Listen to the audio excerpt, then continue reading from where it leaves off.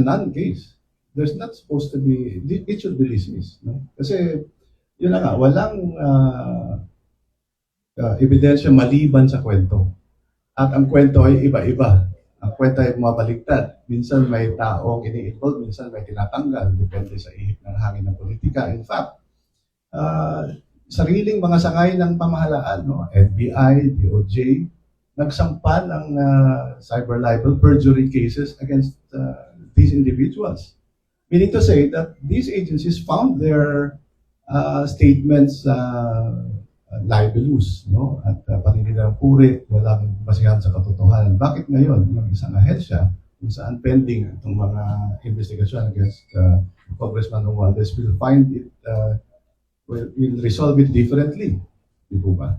So, marami pang aligasyon na pati NBI mismo nag-declare, no? Na this was prompted by financial promises, di po ba? Financial rewards.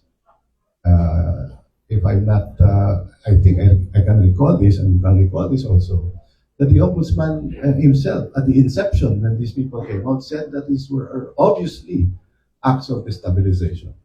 So, if we believe that, and we believe, and the other agencies believe that it is, in fact, diba, untrustworthy, bakit ngayon tayo hindi lang magtitiwala? Dahil lang ang respondent ay pinsan ng Pangulo. Hindi po ba?